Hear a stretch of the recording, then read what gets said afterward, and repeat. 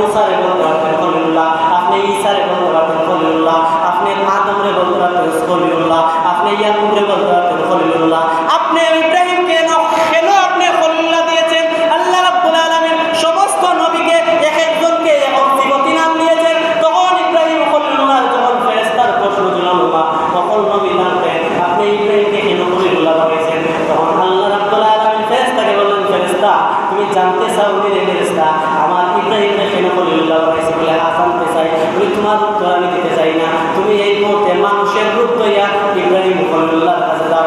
ইব্রাহিম খলিলুল্লাহর কাছে গেলে রে তোমারে আমি এমন জ্ঞান দিব তুমি বুঝতে পারবে আমি ইব্রাহিমকে কেন খলিলুল্লাহ দিয়েছি। সুবহানাল্লাহ।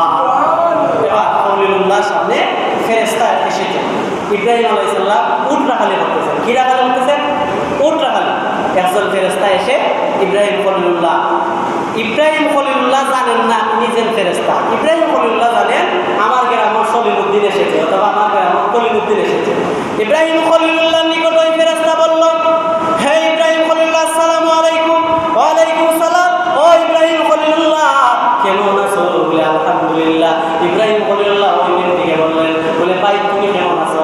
তখন ওই ব্যক্তি বলে আলহামদুলিল্লাহ, সমস্ত প্রশংসা আল্লাহ তাআলার। ইব্রাহিম খলিলুল্লাহ বলে, ভাইরে তুমি দেখি আমার আল্লাহর নাম লইলে, আমার আল্লাহর প্রশংসা করলে, আমার আল্লাহর প্রশংসা করলে রে আমার মনের মধ্যে এত শান্তি লাগে আমি বুঝাইতে পারবো না। তোমার দুনিয়ার কি দিয়ে আমি সান্ত্বনা দিব রে?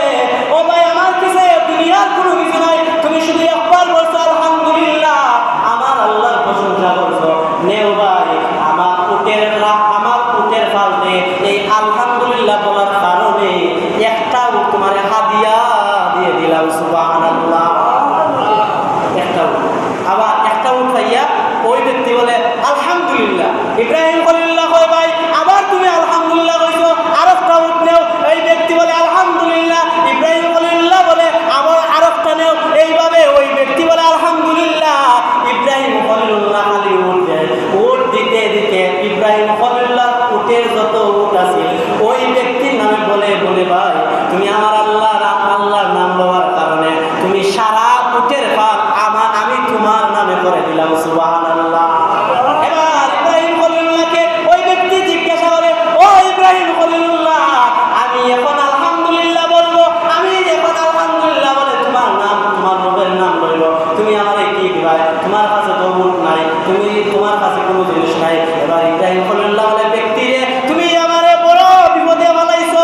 ও ব্যক্তি তুমি জেনে নাও আমার আল্লাহর নাম লওয়ার কারণে তুমি শুধু বলছো আলহামদুলিল্লাহ, আমি তোমার উট দিয়েছি। ব্যক্তি রে আমি তোমার কথা দিলাম, ইব্রাহিম খলিলুল্লাহ কথা দিলাম, এখন যদি তুমি আলহামদুলিল্লাহ বলো রে তোমার উটের একজন রাখাল লাগবে, উটের রাখালের একজন মজুরি দেওয়া লাগবে।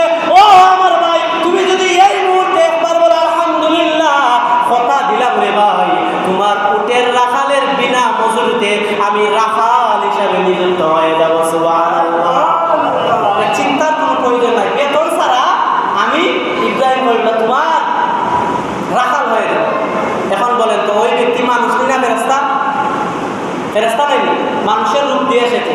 ইব্রাহিম খলিলুল্লাহ যখন এই কথা শুনলেন তখন ইব্রাহিম খলিলুল্লাহ যখন উঠে রাখাল সাব্যস্ত হলেন, বাইরে বলে বাইরে ইব্রাহিম খলিলুল্লাহ তোমার সাথে আমি পারছি না, আমি দুনিয়ার কোনো মানুষ নাই, আমি দুনিয়ার সলিমুদ্দিন নাই, খলিলুদ্দিন নাই, আব্দুর রহমান নাই। ও ইব্রাহিম খলিলুল্লাহ আমি দুনিয়ার ফেরেশতা। ও ইব্রাহিম খলিলুল্লাহ নেও রে ভাই তুমি তোমার উটগুলো নিয়ে নাও, তুমি আমার উটের রাখাল লাগবে না, তুমি আমার উটের উটও লাগবে না, তোমার উট তুমি নিয়ে নাও।